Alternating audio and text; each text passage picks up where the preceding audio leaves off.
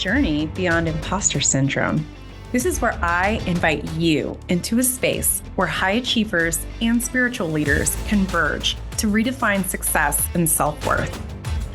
By sharing transformative stories and engaging with thought leaders, this podcast serves as a roadmap for navigating the complexities of imposter syndrome. It's an intimate look into overcoming personal barriers tailored for those who value wisdom, leadership, and intuition in business and life. Join me at the Humble Warrior Podcast with Alani Bankhead. Welcome to the Humble Warrior Podcast. I'm your host, Alani Bankhead, and I'm super honored today to have Kat Halushka, who is co-founder of the Profitable Impact Academy, here with us today. She's an expert on public speaking and marketing from stages. And you guys, I know a lot of you have incredible world-changing products or services you want to tee up, but you're scared and you don't know how to market and all this stuff. So Kat is here to talk about all of these things. So welcome, Kat. I'm so excited to have you. Thank you, thank you, thank you. I'm excited to be here. Look, public speaking is not something that I thought I would ever be doing in a lifetime. As an immigrant, English is my second language. I used to be this shy kid. I had huge confidence issues. I would have never thought that this is the one thing that's going to be my legacy and what I'm going to leave in the world. Oh my gosh, Kat, you're like teeing it up for me already. But let's start from the beginning before we get to the self-doubt stuff. Tell us your story. Who is Kat? Where did you come from? What led you to here? Yeah, so I immigrated from Belarus many, many years ago. And like I said, English is my second language. I came here and I knew maybe like 80 words, and not all of them were in the correct order. And I just knew that my parents wanted a better life for me, my brother. They just wanted a better life for the family. And so they came with this big vision of us never needing anything, just to find me working at Tim Hortons slinging coffee around for $6 an hour. Oh my gosh. Okay, They, guys. So I'm going to interrupt you real quick, Kat, because if you haven't picked up on it yet, Kat is not in the United States. She's in Canada because she mentioned uh, Tim Hortons, which is, it's like the Starbucks of Canada, but it's so much better. Anyway, okay, this is a great start. I'm super excited to hear where this is going to keep going. and so needless to say, I really felt like a failure.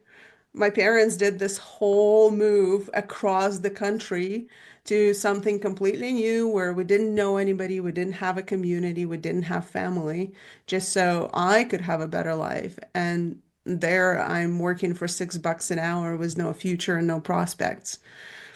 I just knew that I had to change something. And as I started exploring and going into different jobs, careers, trying things out, I'm actually a huge computer nerd. I have computer programming degree. I'm a web designer by trade. And so that's where I took my career. And very quickly, I found myself in the corporate office cubicle where I showed up one morning and I grabbed the back of my chair and it just dawned on me that devastating, depressing, sad, hollow feeling of I'm wasting my life away. There's nothing here for me. I'm not making a change. Nobody cares. My management didn't care about my prospects or what I wanted to create. Nobody was supporting me. And frankly, I just wasn't on purpose whatsoever. I was so lost. And it felt like no matter what I was doing at that job or how much money I was making or benefits and all of the juicy, cushiony things that you get with a corporate, it just wasn't enough. Mm, And the one thing I gotta say, once you can't unknow. so true. That is so true. Yeah, it kept me up at night. I couldn't sleep that night. And literally at something like 3 a.m. in the morning, I typed out my resignation letter. I had to. How do Oh you my move on gosh. from that? How do you move on from coming in and just feeling dead inside? You Oh my can't. gosh. You can't. Wow, that is incredible. So then what did you do? So you type up this resignation letter and Here's the cool part. So I come in next morning and I hand it in with my shaking hands. And the manager just said, cool. Um, Let us know if you need anything for 2 weeks. That was such a huge confirmation that truly nobody really gave a crap about me at that job. that whether I was there or not, it made no difference for that organization. That I really did the right thing and took the right step. Something that a lot of people don't know is I did that without savings or plan, having to pay my mortgage next month. I had no idea what's going to be next. I just knew that it's not going to be this. And so I really went home, and if you're a new entrepreneur, you're really going to resonate with this. And I woke up the next day after the 2 weeks, right? And I sat on the couch and I did nothing for the next 2 weeks. Yeah. Because I didn't know what to do. What do you do to start your own business or find your next thing? There wasn't really this one path or one step, or I didn't have a coach. I didn't know who to come to. I didn't even understand the concept of coaching at that point.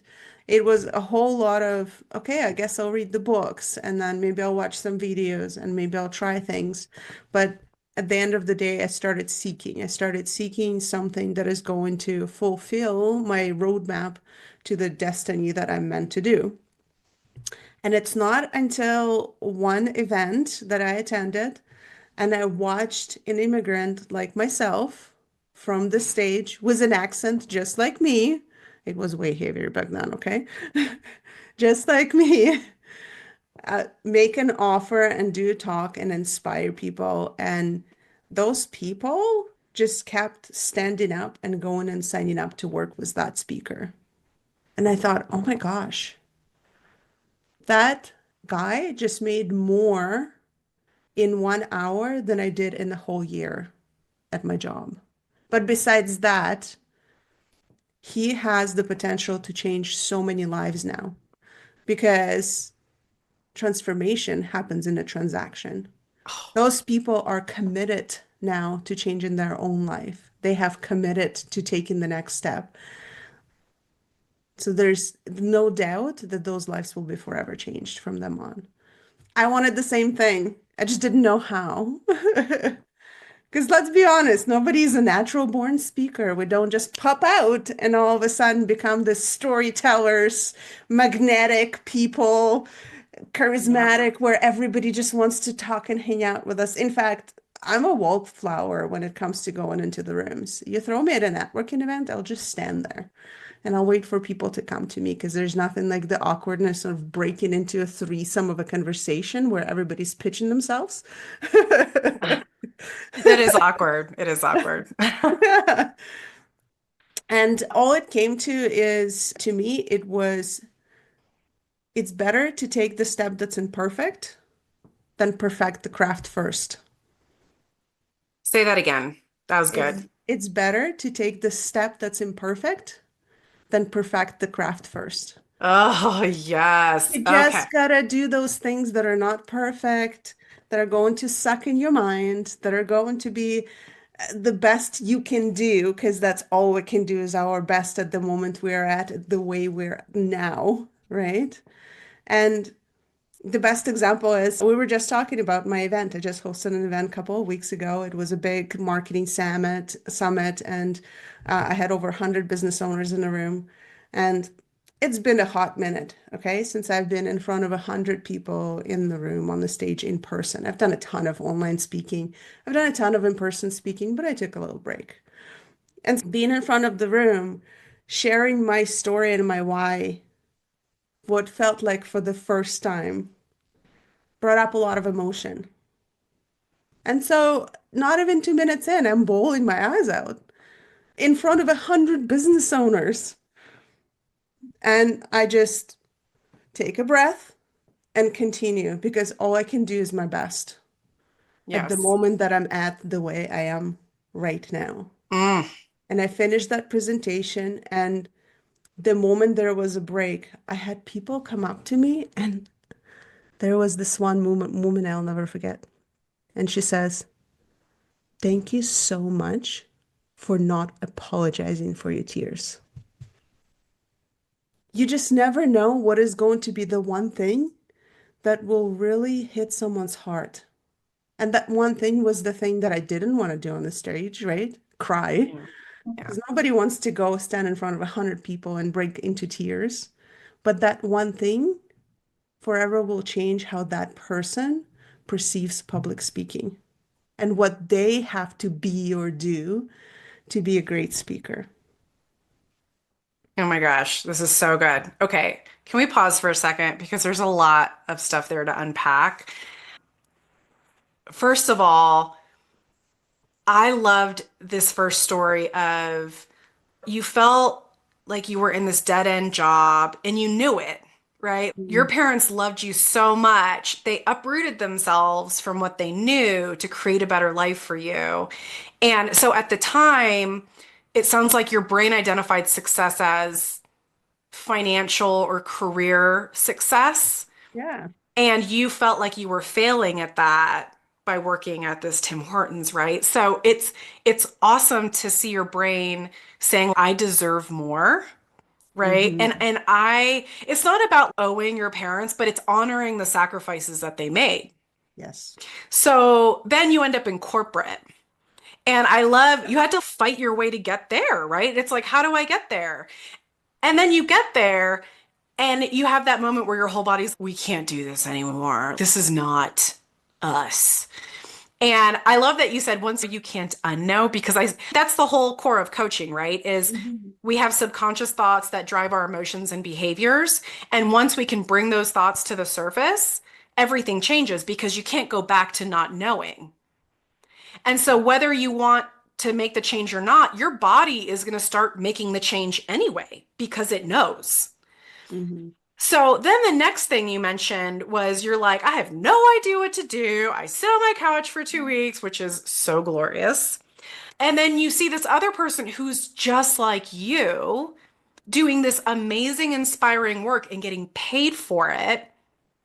And I love that tool because what you're saying is when I'm not sure or when you're not sure of what to do next, find someone who inspires you and try to dissect what is it about this that inspires me, right? What parts of this do I want to take for myself and how do I build this into my life and career moving forward? And that is such a critical step because we can't create what we can't see. And there are some visionaries in the world that change the world by whatever products they create that at the time people are like, you're crazy, right? Henry Ford is a great example. When he talked to people about creating a motorized vehicle, they were like, why would you need that? We have horses, right? So they all thought he was crazy, but he had the vision. And so I'm not saying everybody has to be a Henry Ford, but the point is, someone has done something inspiring that you want to emulate in some way. So find those examples, or even sometimes I like to encourage people by saying, what songs or movies or art or whatever, like what inspires you, what makes your like skin tingle and what gets you all excited? Because there's little nuggets hidden in there that are pointing you to that life that you want to create, right? And once you have that example of, oh my gosh, that guy has an accent just like me. Oh my gosh, we're so similar and he's doing that. I can do that. All of a sudden your body's, oh, he did it, so we can do it too. New opportunity unlocked. Yes. Oh my gosh, I'm getting chills just talking about it. And the other thing you said, I was giggling when you said it because you said transformation happens in the transaction. And that's something that I talk about a lot, other coaches talk about a lot, right?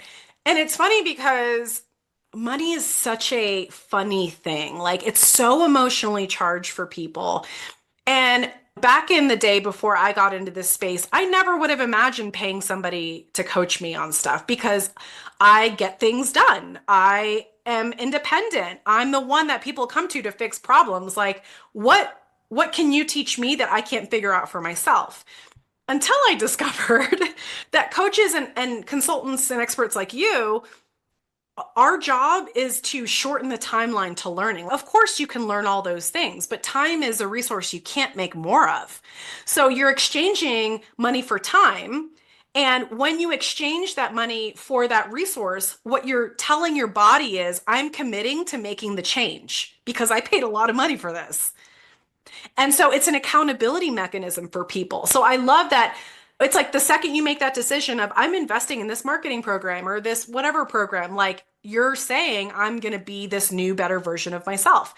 Next thing that you mentioned, it's better to take the imperfect step than perfect the craft first. Oh my gosh, if I could scream that out loud, because when you have imposter syndrome, one of the behaviors is perfectionism. Hmm. And so we will stall on getting our careers and our dreams off the ground because we feel like it has to be perfect in order to be accepted by other people. But what you're saying is you came from zero public speaking background and you had an accent and you were self-conscious, which are all hallmarks of imposter syndrome, by the way, right?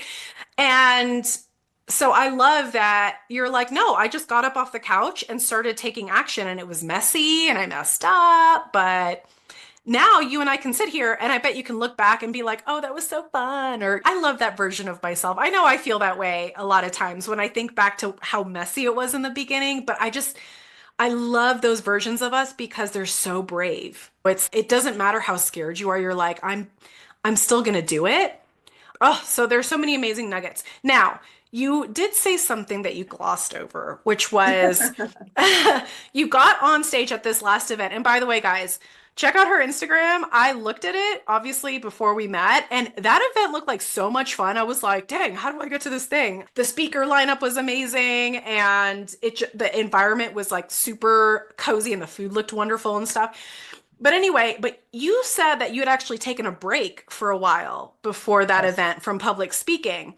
And I'm curious, why did you take a break? What brought this up? Because a lot of times in business, we feel like we constantly have to be going like up and up and up.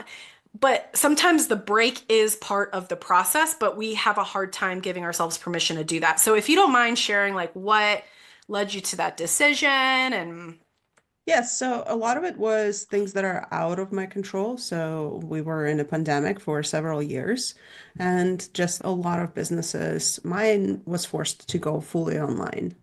So we went from doing in-person events, retreats, public speaking that was literally standing in front of the room, looking eye to eye, heart to heart with someone, to transitioning into screen and Zoom and cameras and microphones and lights and a lot of the things that are not natural to our environment. It's very fabricated, right? It's something that is you create, which means that it's so much harder to tap into your own authenticity. yes.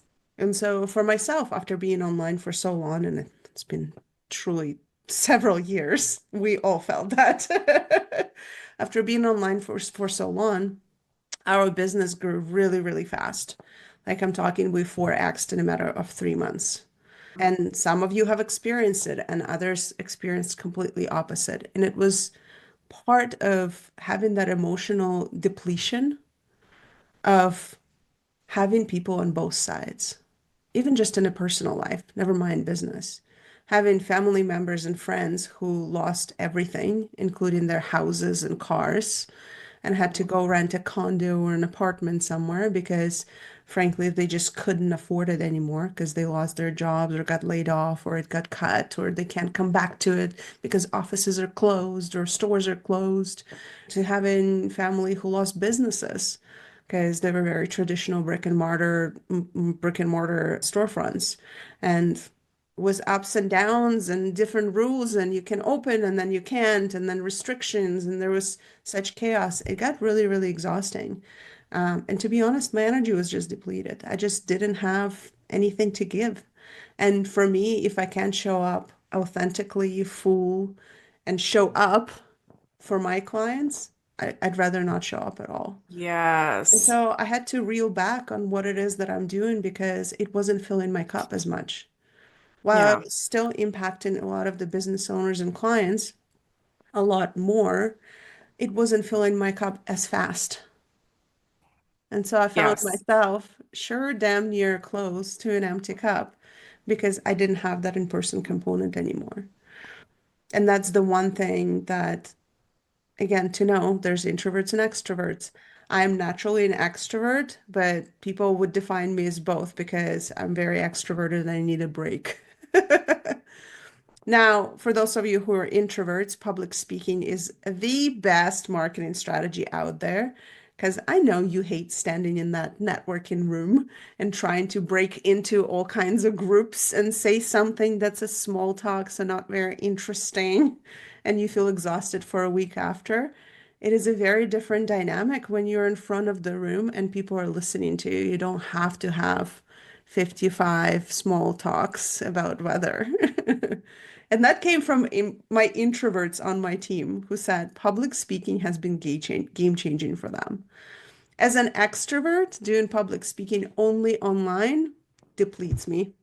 That's so interesting. I I love love that. sharing my message. I love doing podcasts. I love being on online events, and there's nothing like the heart to heart. I know, girl. I totally feel you on that whole thing. Oh my gosh. Okay. So I have more questions. And we're actually going to put a pin in this conversation for a second because so you've talked about this journey and how you've created this amazing career.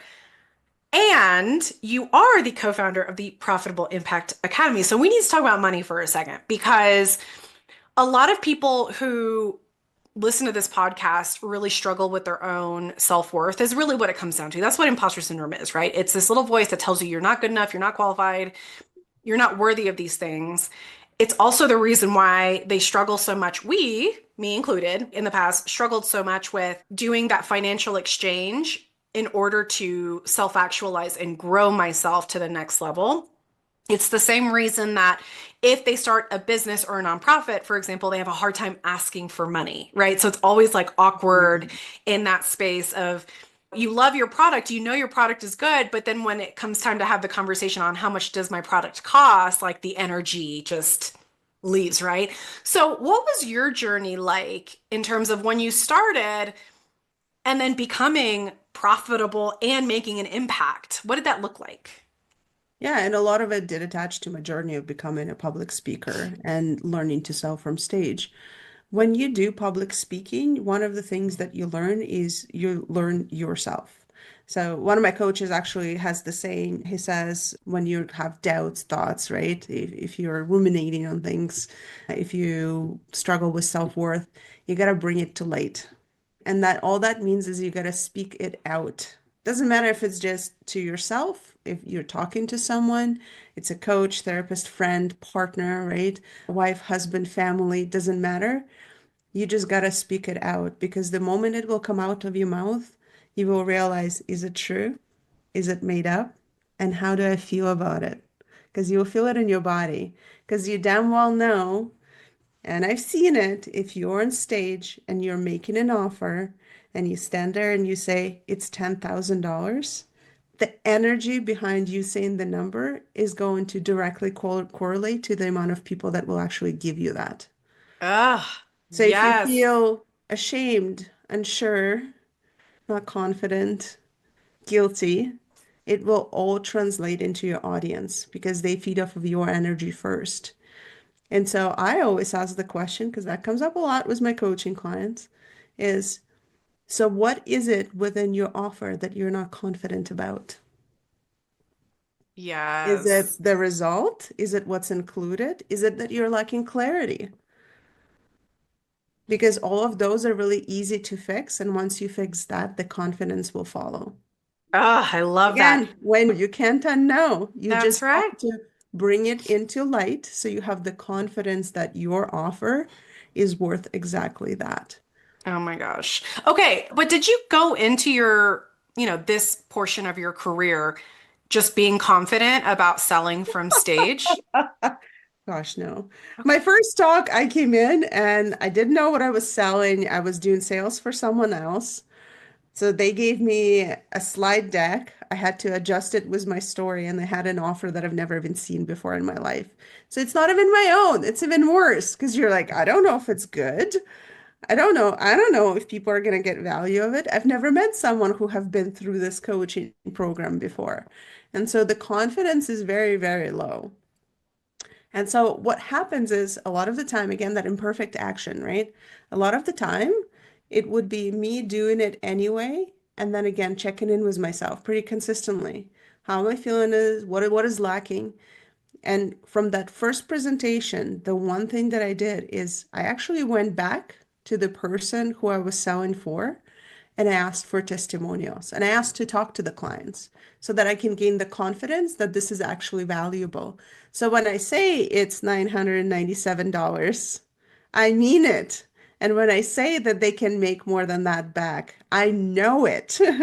Ooh, that's so People good. told me that they made Yes. that back. So you have evidence. Exactly. And I love that. Evidence. Yeah, I love that because I'm an investigator by trade. So, right. So any evidence, I Yeah. love gathering evidence. But your imposter syndrome is constantly telling you you're not good enough. And when I engage with clients on that topic, I'm like, what evidence do you have? Have you actually had coworkers and bosses tell you you're not good? And they're like, no. Okay, let's collect evidence either for or against your imposter syndrome's argument, which is exactly what you're suggesting is asking for testimonials to gain confidence because now you have actual evidence that people are really benefiting from your work. And it's so funny because I just have people all the time kind of being like, I can't do that. I can't go ask for that testimonial or I can't ask for that feedback. But that's another element of that courage that we need to bring into the table, right? So that we can get the information we need to move closer to where we want to be. Because right now, you not having the courage to ask for those testimonials is the thing that's keeping you in lack and not confident. And so shortening that timeline, I love that you guys, amazing tips coming to you from Kat. I'm so excited about this so far. Let Okay. me Mhm. let me circle back to the testimonials because I want to create a Yes. little shift for whoever is listening. So if Okay. it's you and you struggle with testimonials and asking for them, and you're really sitting there and thinking, oh gosh, what if they say no? What if they say something bad? What if it's negative? What if it's feedback, the big word? So I encourage you to, first of all, shift out of the typical testimonial that you think about. And what I want you to do instead is ask to interview your clients. Ah, Do a yes. little podcast style. Ask them, so tell me about your success. What are some of the things that got you there? Exactly like you're doing right now, right? Interview them as if you're creating a podcast, as if it's a content. That way, first of all, you serve them. People love sharing all of the successes and good things that are happening for them. Second of Love all, it. it also makes it easier on the other side because most of the time, your clients, if they say no to a testimonial, is because they don't know what to say. It's Ooh, not because they don't want to give it to you, they just don't know what to say. They're scared that they're going to disappoint you by saying too much, not enough, or the wrong thing. That's such a good point too. Yeah, so it's not rejection, which a lot of people would interpret Mhm. it that way. It's that they're not sure. Oh, that is so great. We're gonna put that exercise in the show notes for people if they want to practice that. That is such an amazing reframe. And what a tiny adjustment to make, right? Very simple. And that's the funny thing is imposter syndrome is actually your unhealthy ego. So your brain's saying, what about me? Right? We need to protect Mhm. me. But what you just did was we shifted the attention away from unhealthy ego to the people that we're called to serve. So tell me, what have your wins look like? What part of the work that we did contributed to you being able to do that? It's this journey of curiosity so that you can get the evidence that you want without really exposing that unhealthy ego to potentially being hurt, which is what's going to keep you stuck. Yeah, Oh and man. if anybody wants an example on what to do, what to ask, anything, go to profitableimpactacademy.com/testimonials and you'll see the top videos are interview style client videos. You will also clearly see how the best testimonials that we've ever gotten from our clients are interview style testimonials. Oh man, that's so lovely. Guys, go to the website, check it out. We're going to include it in the show notes as well. Circling back to profit. Okay, you quit your corporate job, the cushy corporate Mhm. job, and you go into work for yourself. How did you pay your bills? Were you profitable A immediately? lot of debt. Oh, okay. Tell me So about that. I think a lot of entrepreneurs actually don't talk about it, and I love that you brought it up. As again, just like public speaking, it's a progress. You don't just jump into a business, although for some I've seen it, but generally you don't just jump into a business and you replace your income. It takes some time. For myself, I obviously had high hopes. So I thought I would make at least as much as I was making at my job. That just didn't happen. And so for the next few months, I spent a lot of my credit balance to pay for my mortgage and my living expenses.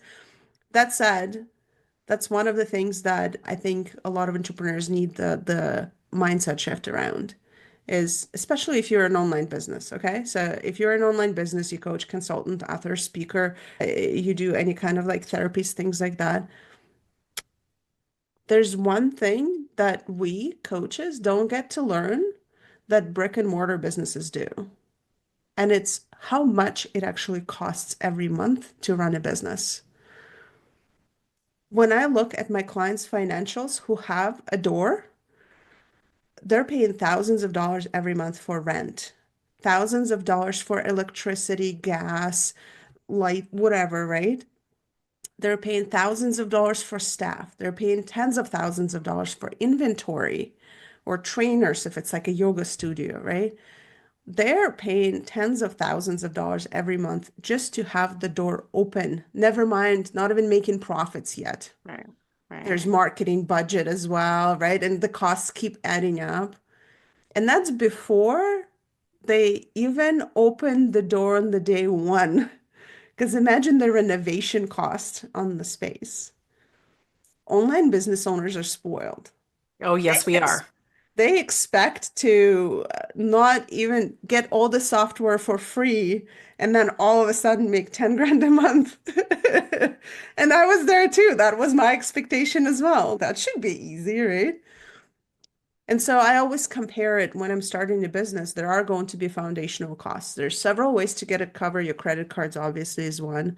You can also get an operations loan. You can go get a business loan. You can get private funding. Uh, Family and friends funding is always there as well for those who believe in you. I had a little bit of that. Not very much, but a little bit. And so you got to keep that in mind. Every business is going to have startup costs. I do recommend that before people quit their job, like I did, they actually sit down and put together a budget for their startup cost, right? So they're not just jumping the gun and jumping off the cliff and ready to fly and then flop on Guys, their face. listen to this advice, okay? Like, I did the same thing where I was like, I quit.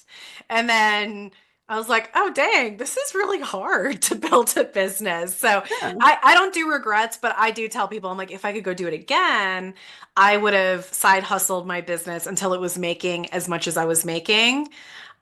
Which yeah, there's advantages and disadvantages, but the idea is you're closing the gap on anything you're not sure about because you have a plan, right? You've thought through what are the expenses going to be? What kind of timeline am I expecting? What kind of bills do I have, right? So And I think that's you're great. making a lot of the financial decisions before things get emotional because I tell you how many days and nights I cried because my business wasn't doing as well as I thought.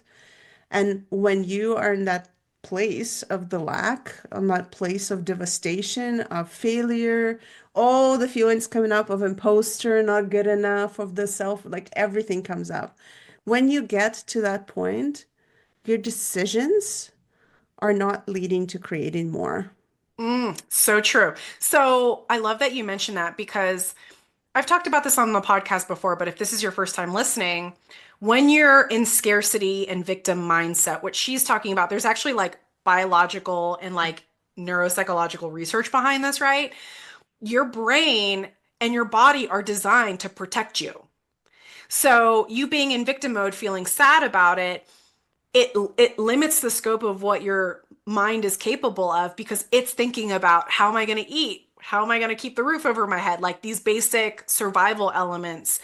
When we can remove that scarcity mindset and move into abundance mindset, and that includes trust, right? So an element of trust that you know, like things are going to work themselves out. We're going to figure this out, right? That's when the creativity starts to open up because you're starting to see possibilities which equate to abundance rather than the scarcity. So I love and so appreciate that you provided that example. So you're in your bed crying at night because your business is not making the money that you want. What do you think helped create that shift for you to where your business was profitable in the way that you had hoped? I think the first thing for me is finding my people. So when it comes to having a community or even one person that understands where you're at and can support you through those high pressure times, because that's what we're doing, right? Is when we're in that down point, the low, low, low, low, low, everything we do has such a high pressure that we put on ourselves. If we sign up on a coaching program, on the next investment, on the next thing that we do for marketing, it goes into absolutes, everything or nothing, win or lose, success or failure, where there's actually a lot in between that we don't recognize because we have blinders on. So finding that person or people that can help you take those blinders off and recognize that actually it's not a failure unless you actually give up. Yes. You didn't fail Yes. your business because you're still doing your business. That's right. That's You're right. you're going no matter what. You're just learning, adjusting, and doing something else, doing something different, creating something and adjusting it according to what you learned. Using that creativity, snapping out of the reptile brain, right? And going into your creative side and going, okay, that part didn't work, but there was this little piece in that one post that my mom liked that someone else didn't like my post, but they mentioned when they met me. So that must be a good story to tell. So the post Yes. failed, obviously, but I'm going to take that one piece and I'm going to do it again, but differently. Yes. Okay. So I love that. It's funny because we're talking about finances, and so far you haven't talked about really actual finances. Step one is have a plan. Step two is getting support. I also joke, let's talk about money. Yeah, You yes. guys Oh hearing my that? Because I got the goodness. $20 bills. Okay, so I want to pause and maybe come full circle with your story so far because we've touched on these concepts of how we define success. So initially it was like, I'm a failure because I'm working at Tim Hortons and I'm letting my parents down and their sacrifice down. And now you've already identified what success looks like for you. And a theme I keep hearing come up is community for you and connection. So, how important is it to building a business, your ability to connect in the heart, right?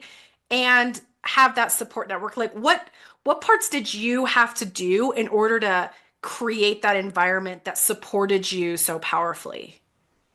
Yeah, and there's so many ways to do it, but I did two things that were life-changing to me and my finances. Number one is I created my own community. So I actually built the largest networking organization in my province in Canada, with over 5,000 business owners.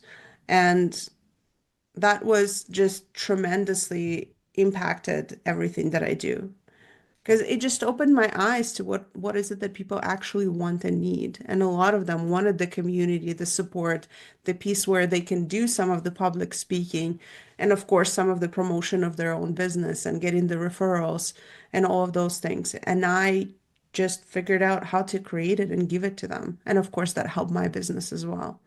And number two, straight up, I just paid money to be in a community of some incredible entrepreneurs that make way more money than me. Pay to be in the room where you're the dumbest person just so you can learn. That was a life-changing experience for me to just sit there with wide eyes and mouth open and not know what to say because whatever they just said was almost in Chinese and I didn't know what that means just yet. So I just wanted to learn because they So, were making 20 times more than I could even dream of making.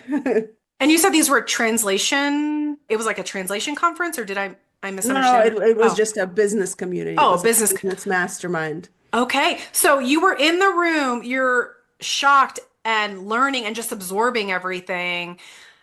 But you said this helped transform your relationship with money and your business and all the things. So what was it about that specific conference? Was it a connection that you made? Were they Yeah, it was multiple connections, and it was finding a mentor that was willing to answer some of those questions so I could understand what people are talking about.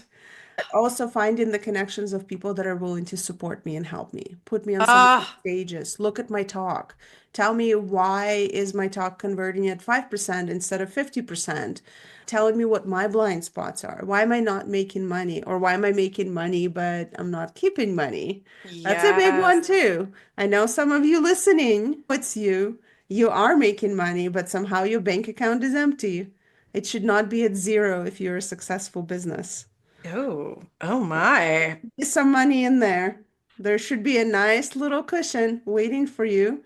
Your growth account, your fun money, right? It's all should be there. I was just showing I have stacks of money on the table. Those are my fun money. I just want to have fun money all around me, right?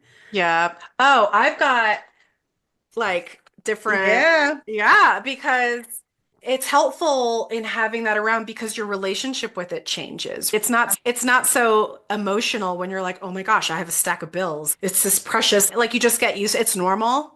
And Yeah. I always say I'm like, if you get used to being comfortable with this money, it's going to go tell its friends that it's comfortable with you and they're going to bring more friends back. But also treat it like a friend because a Yep. lot of people, they get money and they instantly feel like they have to get rid of it. Tell me more about that. I see it all the time in my audience and my clients is they make a lot of money, but instantly they're like, okay, and there's some kind of guilt and shame associated with it for whatever reason, whether it is your parents fighting about it when you were a kid, or you borrowed some when you were in your 20s and you weren't able to give it back and you feel guilty, right? Or you feel shameful because of the way you make money, because we live in the world where there's things like OnlyFans, right? People make money in all kinds of ways. No judgment on this side. Good for you. I don't have nice feet. And so there's this association between money and having it and the feelings that they experience that they have a need to get it out of their life as fast as Yeah. possible. So they buy expensive cars, they buy expensive houses, go on expensive trip, they buy brand name clothing that they can afford, obviously, but they get to the point of literally getting rid of every single dollar. Yeah. So would you treat your friend like that? If you're Be just like, trying as to get soon rid as of they your walk, friend. yeah, as soon as they walk through the door, you're like, okay, thanks, love you, bye. Yeah. Shut the door. Totally, totally. And I love that you said that because it's so true. I've hosted events in the past. So we did a 7 levels of money mindset in November. And it's funny because money is so emotionally charged. And there's some people who were like, I don't need that. And I'm like, the event doesn't have anything to do with money. Like, money is just the physical object that we attach the emotion to. And when Yes. we can talk about that, we can untangle our emotions and our past about it. And it's funny because I'll tell people and I have Joyful Money Club going right now, which is an annual group that we meet monthly, but I'm like, I stole money from people when I was younger. My family had a lot of debt. I thought debt was normal. And I still remember I got an eviction notice at my college dorm one day. And in my body, there was something in me, like with your chair, when you touched your Mhm. corporate chair, there was something in me that said, I know I was taught that debt is normal, but this doesn't feel normal. And all I know is I don't ever want to feel like this again. So, Yeah. whatever this is, I'm going to figure it out. And I still have that eviction notice because it really was a turning point for me. So, okay, we have to pivot to spirituality because we're already there. This podcast is partly predicated on the understanding that the average listener is someone who has a vision to self-actualize and create solutions for their community and inspire and encourage life in whatever way is unique for them. And it's interesting because spirituality is such a sticky topic. And I'm not talking about religion if this is your first time being here, but if you're a visionary, like you're having these thoughts with yourself in Tim Hortons being like, I don't know what I was meant for, but it's not this. So your body was projecting something that didn't exist before and it started working towards making that a reality. That's an example of spirituality. So you can call it the metaphysical, whatever. I don't care if you call it luck, God, the universe, nature, whatever. But I find that all the most successful people in these spaces have an element of faith and trust and surrender and something that encourages them to keep going and creating this reality that doesn't exist yet. So, do you feel comfortable sharing a little bit of what that looked like for you on your journey? Yeah, for me, it's interesting. To be honest, I never thought about it from that one perspective. Let me pigeonhole into it. Yeah, no, of course. And I know it's a sticky question, right? Because some people are like, I don't believe in God, but I believe in luck. And I'm like, okay, luck is Mhm. something that you don't have control over. It either happens or it doesn't happen. So how do you interact with luck? And that's so we dig into how they understand what their mind says is how the universe works. Yeah. Yeah. For me, I always think about when I was younger, I was mentioned wasn't a very confident person, and I always had a tendency to downplay myself and making myself small.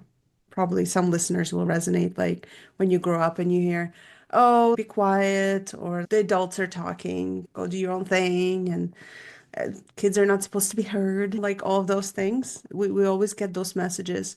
Never mind as women. Especially women, I find that a lot of our voices just get shut in a little tiny box and we do it to ourselves, which is the worst thing. Yeah. And we really shrink.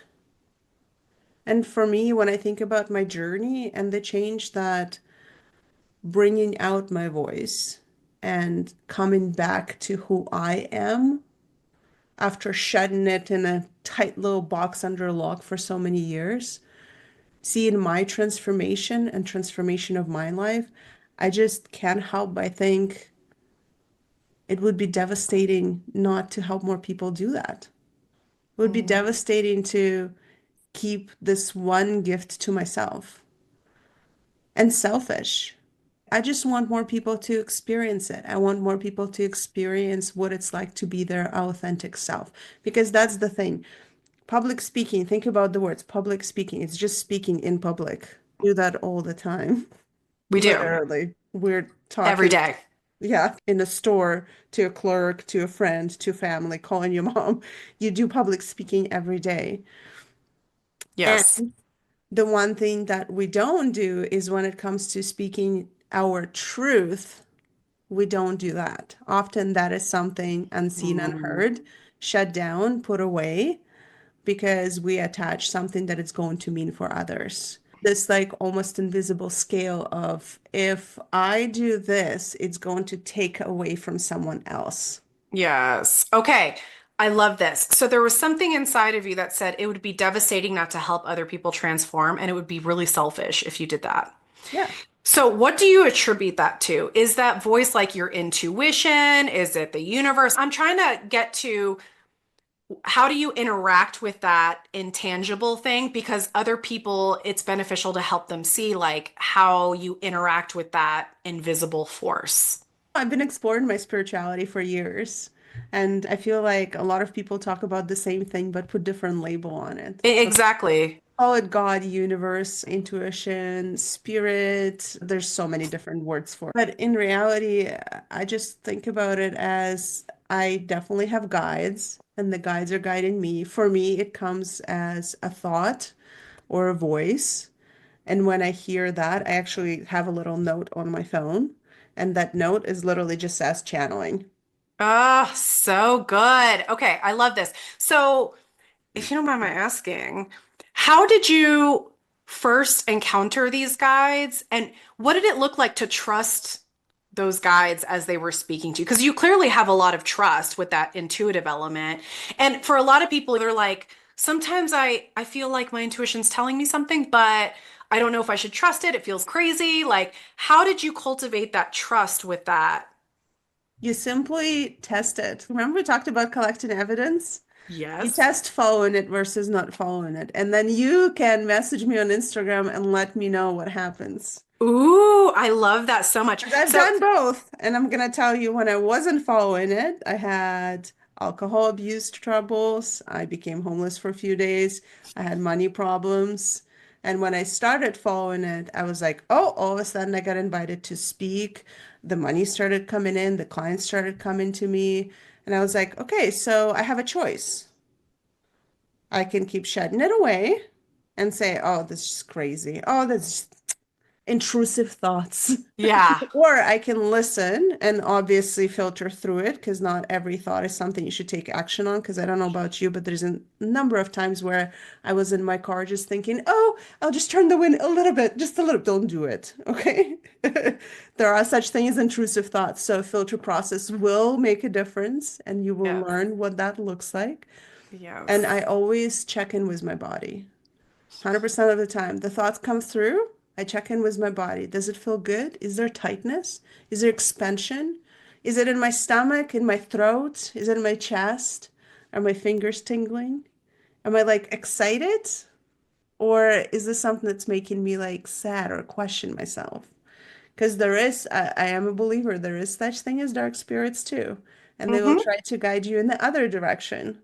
And that's what a lot of people, like I said, can put labels. It could come out as an imposter syndrome. Sure. It comes out for me as ADHD.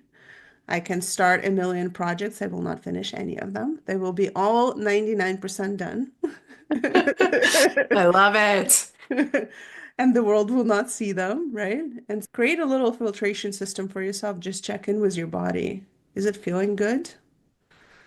And for that, I'm gonna sidetrack a little bit. For that, you also gotta make sure that your body is your sacred vessel. Can't fill it with Yes. all kinds of crap. No, You can't totally. watch conspiracy theory for 5 hours a day and then expect to have this channeling experience from your guide that's going to give you divine intervention of what your next steps are. Yes. Oh my gosh, that's so true. I agree with you. It's not about judging people, but as a criminal investigator, it boggles my Oh, mind this I'm a whole crime junkie. I'm all there. yeah, but it's I don't sometimes I don't understand. To your point, it's you fill your body with these people are like, I just want to see serial killer stuff. And I'm like, no. But okay, going back to testing it and deciding, right? Like testing that kind of intuitive hit, checking it emotionally. I love that.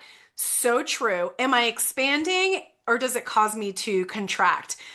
How do I feel physically? Am I excited? So for me, I know I agree, peace and joy and like that tension of, oh my gosh, am I actually going to do this?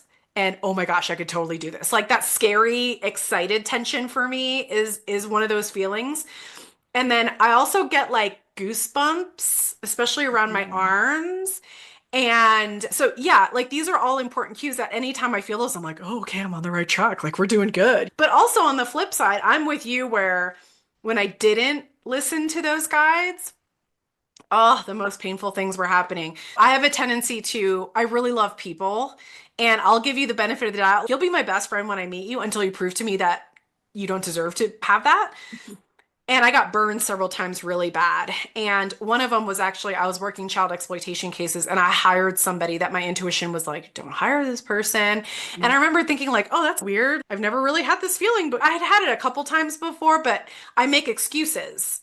I'm like, I don't have evidence. This person's bad. Oh my gosh, what a wrecking ball they were to our Mhm. unit and our mission. And so I tell people, I'm like, that was the time I learned the lesson that the universe, God, whatever you want to call it, will keep putting the same lesson in front of you until it becomes so painful that you have to learn it or you can choose to learn it. And actually that's a great place to sort of like start winding down because my clients that I serve are so amazing. They are the most incredible humans. And I always tell them, I'm like, listen, you're going to be successful no matter what. The question is the universe going to drag you to success? Yeah. Or are you going to go willingly and have fun on the journey? Because you can't help it. And they're like, oh, really? And I'm like, yes, honey. But thank you so much for sharing that insight. It is super helpful because it is all about partnering with ourselves. It's building trust and connection and community with ourselves first. And when we can Yes. do that, we have a full cup, like you were saying, and we're not pouring out from an empty cup. And then when we have to take a break, because we have that financial cushion, we can weather those storms and ebb and flow in our work, which is so incredible. Oh my gosh, I wish we had more time. I would love to pick your brain about some other stuff. Maybe we'll do a part two. But where can people find you? I know people are going to want to seek you out. So where should they go? Go to instagram.com/Kat Halushka and shoot me a message. Let me know what your takeaway was. I'd love to hear from you. I love it. And just so you guys know, she does have a profitable speaker boot camp coming up. It's in Canada. So make your way up there, get your Timbits and your double, and go hang out with her and her amazing community in Canada. Or there's an online marketing master virtual event you can also sign up for. We're also going to add that link to that tool she mentioned with the testimonials that you can look at on her website. And thank you so much, Kat, for being here with us today. I know my community is going to love you. There's already 20 people. I'm like, I need to send this to them. And so thank you so much for spending a little bit of time with us. Are there any parting words you have? I want for every single person on the other side of this podcast, on the other side of this video, you're listening to us. I want you to know that you are good enough to stand up and speak about your truth and your story. It will change people's lives.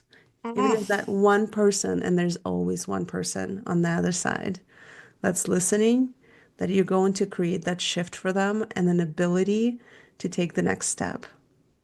Oh my gosh, that is so good, you guys. Oh, thank you so much, Kat. So inspiring.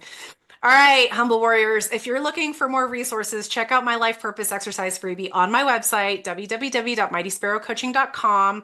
I have video prompts to help guide you, or you can check out my best-selling book, The Least of Us, How Your Imposter Syndrome Points to Your Greatest Power. It's available at all major book retailers. And so thank you so much for spending a little bit of time with us. Please remember, Humble Warriors, that the world needs who you were made to be. Thank you for joining us today. You are so loved. We're so thankful for you, and we will see you next time. Love you guys. If you enjoyed this episode and would like some help overcoming your imposter syndrome, check out the free life purpose exercise on my website and subscribe to my blog. If you already know what your life purpose is and are ready to crush or harness your imposter syndrome, then you're going to love my best-selling book, The Least of Us, How Your Weakness Points to Your Greatest Power, available on Amazon and all major book retailers. Or you can hit me up at alani@mightysparrowcoaching.com to discuss private coaching or corporate and government training. That's ALANI@mightysparrowcoaching.com. Listen, there's only ever been one you, and there will only ever be one you. And you have a specific gift to give that the world desperately needs. Don't let your self-doubt be the thing preventing you from living your most joyful and impactful life. Until next time, I'm always cheering you on.